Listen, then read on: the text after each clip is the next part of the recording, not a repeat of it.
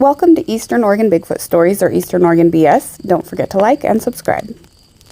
If you have a Bigfoot story to share with us, or any story for that matter of the strange or unexplained, please email me at easternoregonbs@gmail.com. We would love to hear from you.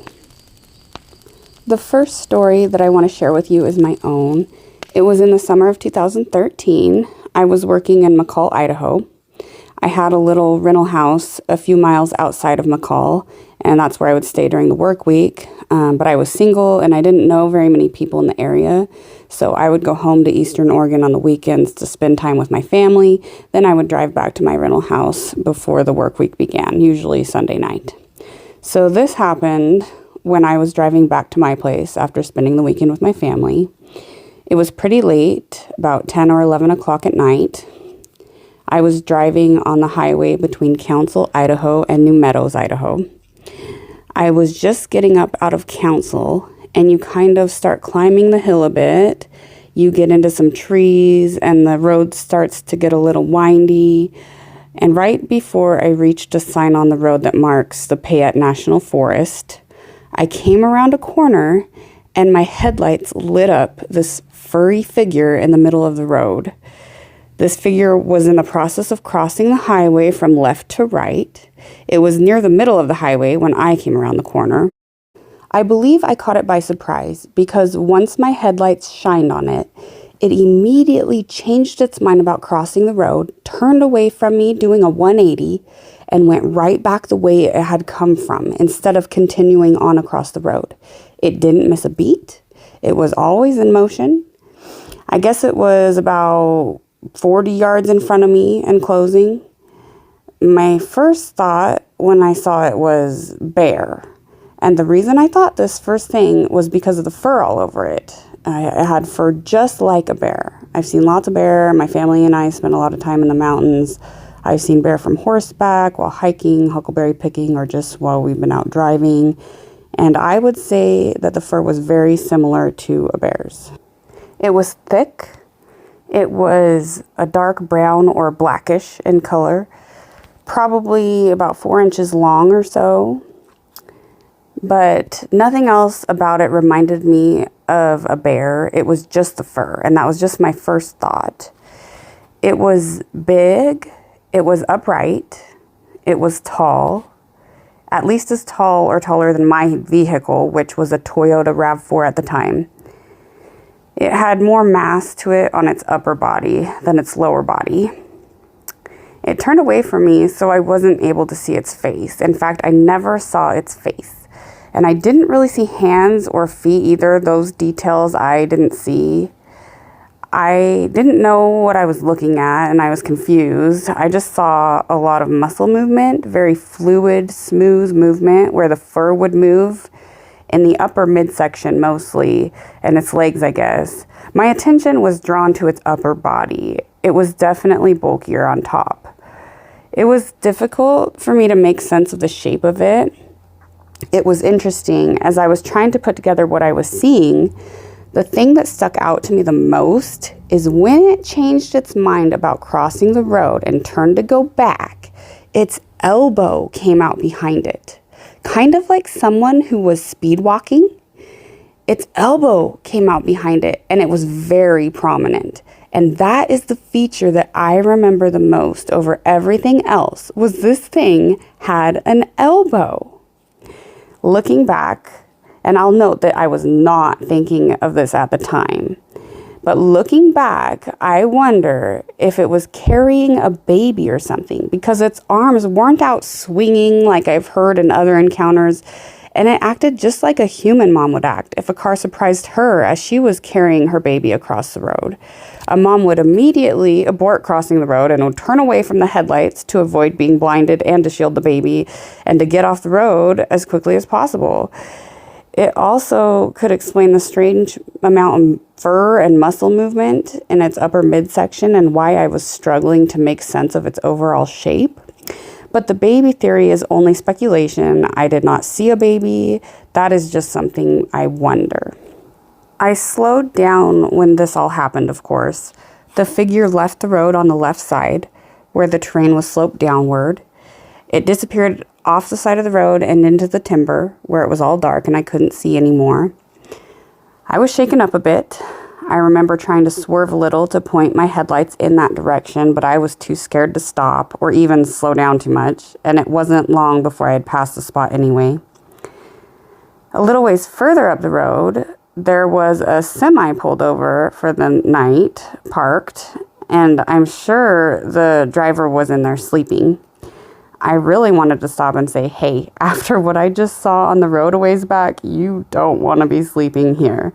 But I knew that I would just sound crazy and I wouldn't be taken seriously. So I just drove past thinking, I sure wouldn't want to be that guy tonight. If he only knew. It took me a while to be at ease again. Once you see something like this, you wonder what else you don't know. It makes you have a lot of questions like, do monsters really exist? Is what I saw a person or an animal or something entirely different? Should I be afraid of the woods?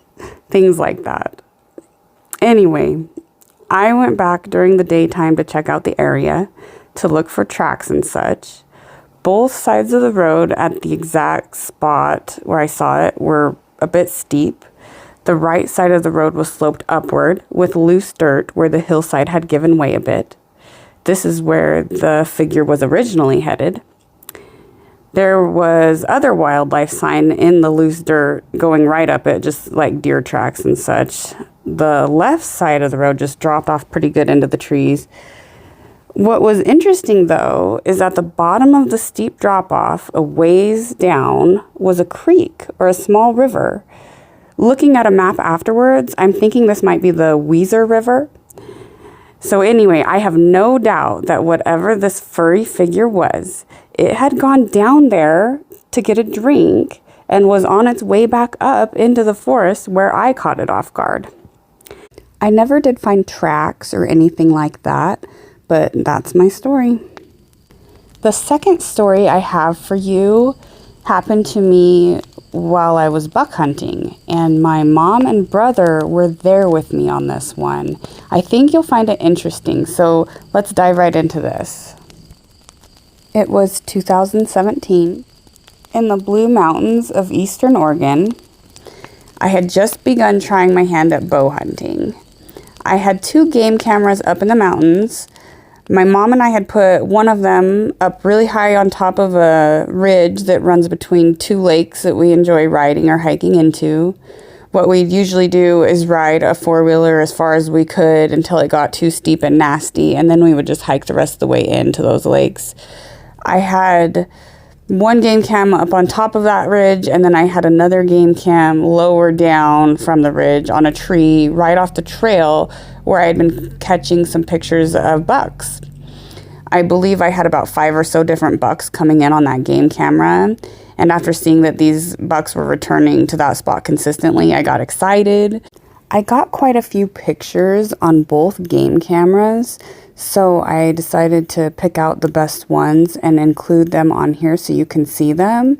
The first pictures are of mountain goats, and those were caught on the game camera that was up high on top of the ridge. And then the pictures of the deer and the elk are from the lower game camera that was down where I would sit with my bow. So my mom, my brother, and I drove our 4-wheeler up to the tree where the lower game camera was, where I was getting those pictures. And then I stayed there with my bow to wait while my mom and brother took the 4-wheeler on up the trail to get to the second game camera on top of the ridge. It was in the late afternoon, and I didn't have much time before dark. I'm not super brave in the woods, but I have done a little bit of hunting alone. I've only been out by myself after dark only a few times, and I don't like it. So I was waiting quietly with my hopes up that a buck would come in, but I did not have any bucks come in. It was starting to get dark. I was on the side of a very large open basin that allowed me to see most of the way up the ridge. And I could see the lights on the 4-wheeler way up high in the basin on the trail, though it was a long ways off. If I remember right, the four-wheeler was still going up, which meant it was going to be a while before they got back. As it was getting dark, I was getting uneasy, and when it got past shooting light, I started hiking up the trail to meet the four-wheeler. Eventually, I could see the four-wheeler lights coming back down the trail, and we met up. I got on, and we started on down. We went to my game camera at that spot where I had been sitting, and we needed to swap out the SD card in it. And by this time, it was completely dark. So we stopped there, and we got off the four-wheeler to go to the tree and swap out the card. My mom was in the process of doing that, swapping out the card, when my brother, who had an elk bugle with him, decided it would be fun to let out a bugle. It was very calm and quiet, and because we were on the side of this huge basin, when he bugled, the sound carried very well. We were all completely caught off guard when immediately after his bugle, we got a reply, and it was not an elk. I should mention, at the bottom of this basin is a nice fishing lake. During the summer weekends, it's not uncommon to see people there fishing or camping.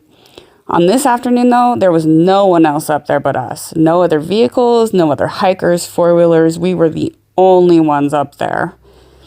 So back to the reply we got. At first, it started out as a super loud, angry yell. What came to my mind is it sounded like a whole bunch of people yelling in unison just as loud as they possibly could. I was thinking, is that a bunch of college kids yelling from the lake as loud as they can? But it didn't take long to realize that this was not the case. We just stood there listening to this yell. After several seconds or so, we started whispering between us, "What is that?" We were whispering back and forth while it was still yelling. It didn't let up at all. Whatever this was had a lung capacity that is unheard of. It didn't let up, it didn't weaken, it was strong and loud, it sounded angry. This thing had to have been yelling for maybe 30 seconds or so without stopping for a breath or letting up. It filled the whole basin. The yell slowly turned into howling towards the end. And not only was it unbelievably loud, it was crazy how long it lasted. It lasted so long. The 30 seconds is just a guess. I don't know for sure how long. It was a long time. We had time to whisper back and forth and discuss what it was we were hearing. Afterwards, my mom made the comment that even an opera singer couldn't have held a note that long. Whatever it was, it sounded not happy. It was very angry, like maybe we upset it by bugling. And another thing that was a little unsettling is we had to go past where the sound was coming from to get back down the mountain. So we had to drive the four-wheeler down towards it and past the lake to get down off the mountain. But the ride back down ended up to be uneventful. We got down by the lake. We did smell something, but I think it was just the musty smell of the water because I believe I smelled the same thing when I went back on a different day when I was by that lake. But I don't know for sure. Nothing definite there. But this was a really exciting experience. A little scary though, and very strange. These next couple stories were given to me. They also take place in the Blue Mountains of Eastern Oregon. This story is dated August 28th of 2019, and he says, "Today up the mountain, my son and I had a rock thrown at us while we were working a sluice box in the creek at," and then he says the spot they were at, but I'm not going to name it.